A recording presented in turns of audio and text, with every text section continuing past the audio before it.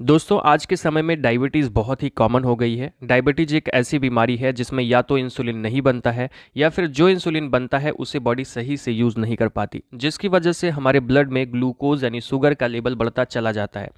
दोस्तों डायबिटीज़ बहुत ज़्यादा खतरनाक हो सकता है जब हमें चोट लगी हो या फिर जब हम इसे सही ट्रीट नहीं करते, इस पर ध्यान नहीं देते।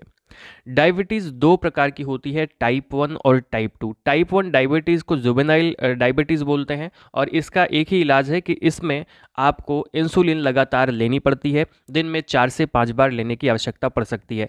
इसके अलावा टाइप 2 डायबिटीज़ जो होती है इसे हम डाइट से सही कर सकते हैं, लेकिन जब आपको चोट लगती है तो वहाँ पर आपको इसमें भी इंसुलिन दिया जाता है शुगर लेवल को मेंटेन करने के लिए।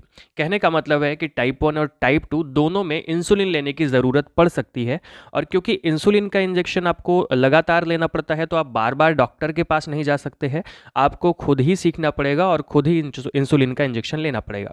नमस्कार दोस्तों, मैं हूं नीरज राय। स्वागत है आपका फार्मा हर्ट्स में। आज के वीडियो में हम लोग देखेंगे कि इंसुलिन का इंजेक्शन किस तरह से दिया जाता है। इस तरह से होती है इंसुलिन की सिरिंज। ये 1 ml की है जिसमें 100 यूनिट्स होती हैं। जो ये लाइंस हैं इससे आपको देखना होता है, क्योंकि एक लाइन जो होती है वो 2 यूनिट के बराबर होती है। तो अगर आपको 4 यूनिट या 6 यूनिट कही जाती है लगाने के लिए, तो आपको उसी हिसाब से यानी 3 खाने तक, अगर 6 यूनिट है तो 3 खाने तक भरना है। क्योंकि आप इस तरह से हैं तो 10 के ऊपर देखिए तो 5 खाने बने होते हैं, यानी कि यहाँ पे 10 यूनिट हो जाती है। इसी तरह से एक खाना बराबर 2 यूनिट। तो इस तरह से इसको हम लोग भरते हैं और पेशेंट को लगाते हैं। दोस्तों ये जो इंसुलिन की सिरिंज है ये वीडी यूज होती है, यानी आप एक सिरिंज को 2 बार यूज कर सकते हैं। कई बार लोग 4 बार यूज करते हैं, पर ये आप 2 बार यूज करिए, सुबह शाम आप इसको यूज कर सकते हैं। तो दोस्तों इंसुलिन लगाने के लिए इस तरह से छोटी सी सिरिंज आती है और जैसा कि मैंने आपको बताया कि इसमें यूनिट्स होती हैं। ये 1 ml की होती है और इसमें आपको पेशेंट को यूनिट्स के हिसाब से ही देनी होती है। जैसे 12 यूनिट हो गई, 14 हो गई, 6 हो गई, 8 हो गई। तो जिस तरह से डॉक्टर ने आपको बताया है उस तरह से उतनी ही आपको लगाना है। नॉर्मल इंजेक्शन की तरह हमें इसे भरना है, बस थोड़ा सा केयरफुल रहना है। क्या? क्योंकि इसकी निडल्स बहुत ज़्यादा पतली होती हैं तो वो जल्दी से ख़राब हो सकती हैं और अगर आप निडल ख़राब कर देंगे तो पेशेंट को पेन हो सकता है।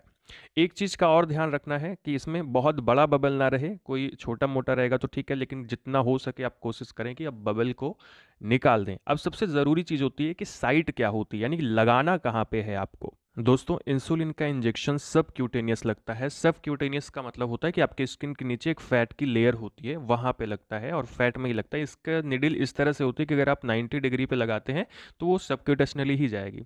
तो आपको करना क्या है, एक चीज़ का ध्यान रखना है कि आप जब इसे पेट में लगाएं, सबसे अच्छा जगह पेट ही है, तो पेट में नाभि के 4 अंगुल राइट साइड या फिर लेफ्ट साइड आप लगा सकते हैं। ऊपर नीचे आपको नहीं लगाना है।